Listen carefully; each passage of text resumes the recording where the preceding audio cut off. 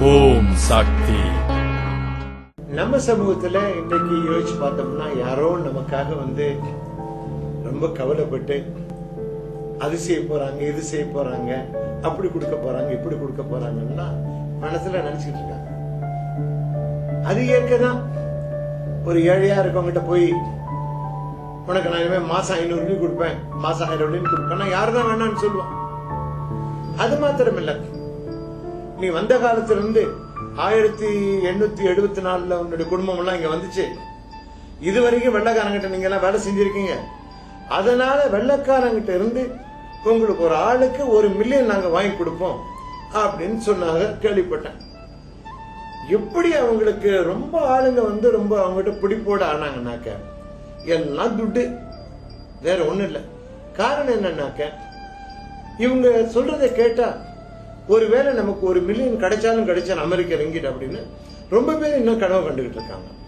அதோட மாத்திரமல்ல, அந்த கையெழுத்து வாங்கும் போது நீங்க பதிவு பண்ணிக்கிறீங்களா அப்படின்னு பதிவு பண்ணும் போது முதல்ல வாங்குறது டெலிபோன் நம்பர் தான்.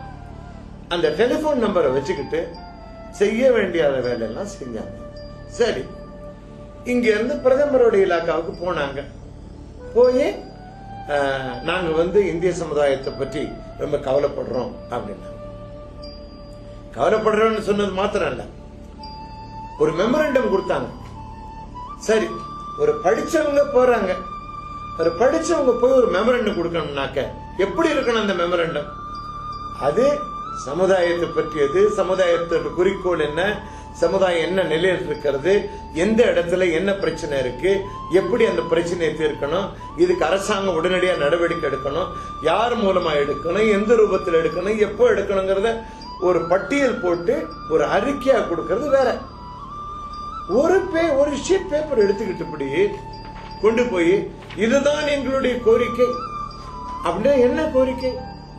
அந்த கோரிக்கையில என்னாக்க நான் கேட்கிறேன். முதல்ல பல விதெல்லாம் சொல்லிட்டு அதுல ஒன்று சொல்லுது, மலாய்க்காரருடைய பிரத்யேக உரிமையை அகற்று அப்படின்னு சொல்லுது. அகற்றுன்னா அகற்றுங்க, நீங்க உங்களால முடிஞ்சாக்க. பிரத்யேக உரிமையை அகற்றுன்னு சொல்றப்ப அதுக்கு அணுவார்த்தானம் போட்டார். காரணம் என்னன்னா, அன்றைய நிலையில அவருக்கு வேண்டியது யாராச்சும் இந்த தேசிய முன்னணி போட்டு உடைச்சா போதும் அந்த ரூபத்துல சரின்னு கூட இருந்தாரு. இவரு உதயமூர்த்தியை கொண்டுட்டு போய் இதுல வச்சாங்க, சிறையில வச்சாங்க. அவர் சிறை விட்டு வெளியில வரும்போது உதயமூர்த்திக்கு போய் அனுவாரு மாலை போட்டாரு. ஏன் போட்டாரு? உதயமூர்த்தி மேல உள்ள அன்பாலையா, இந்திய சமுதாயத்தின் மேல உள்ள அன்பாலையா, இந்திய சமுதாயத்திற்கு இவர்கள் செய்ய போகிறார்கள், நாம் அதுக்கு உடந்தையாக இருக்கணும்னு செஞ்சாரா? இல்ல, அவர்கள் இந்த இன்றாப்ப எப்படியாச்சும் ஒரு கொடையாப்பா வச்சு அது கூட உள்ள போந்து கலாட்டம் பண்ணணும்னு நினைச்சாங்க. இன்னைக்கு கூட நீங்க பாத்தீங்கன்னா, அன்னைக்கு நான் லூனாஸ் போயிருந்தேன்.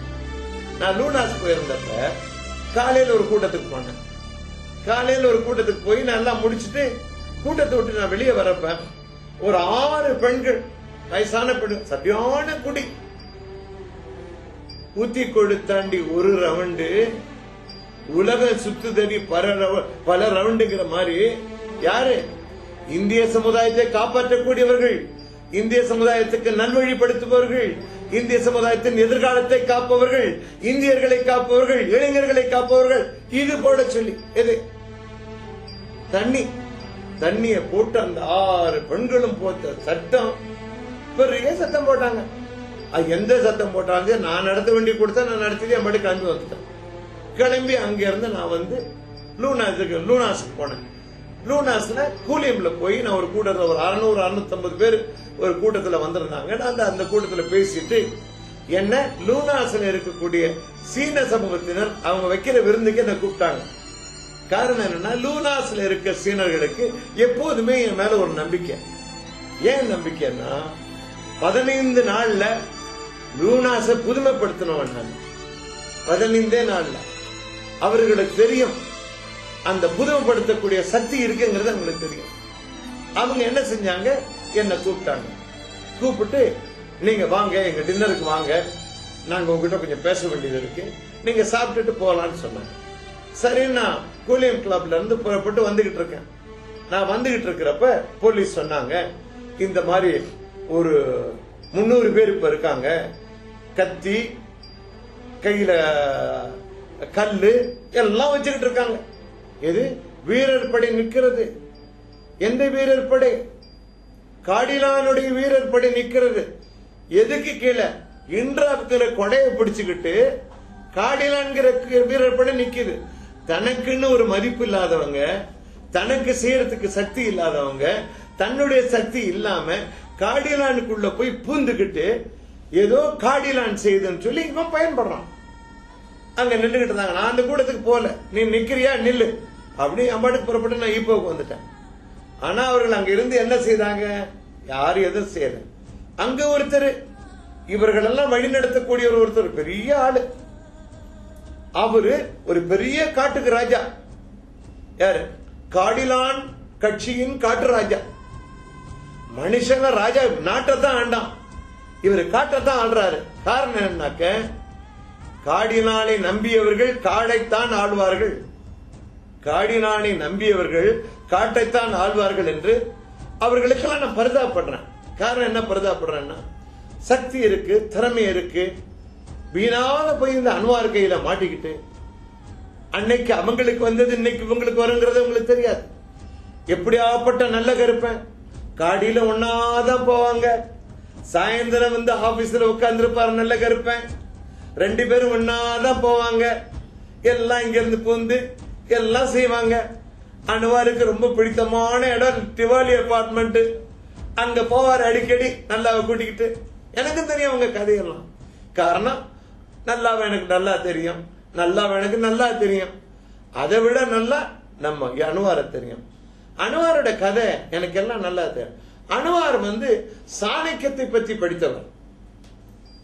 கௌதல்யா, the history of Kautilya, the science of கௌதல்யான்னு ஒரு புத்தகம் இருக்கு. அந்த கௌதல்யாங்கிறது சாணக்கியனுடைய சரித்திரம். சாணக்கியன் எந்தெந்த ரூபத்தில் அரசாட்சியை கவிழ்த்தான் என்பதை எடுத்து கூறக்கூடிய, தனநந்தனுடைய ஆட்சியை கவிழ்ப்பதற்கு, சந்திரகுப்தனை மீண்டும் அரசனாக்குவதற்கு சாணக்கியன் தனநந்தனை கொன்றான். தனநந்தனை கொன்றதோடு மாத்திரமல்ல, அவனை குழி தோண்டி புதைப்பதற்குரிய ஏற்பாட்டை செய்தான். அந்த மாதிரியான ஒரு சாணக்கியனுடைய கதையை படிச்சு படிச்சு பார்ப்பார் அவரு. யாரு? அனுவார். அணுவும் அசைய மாட்டார் அவரு. அணுவார். அணுவார் நம்பினவர்களை வாரி விடுவார். ஓம் சக்தி.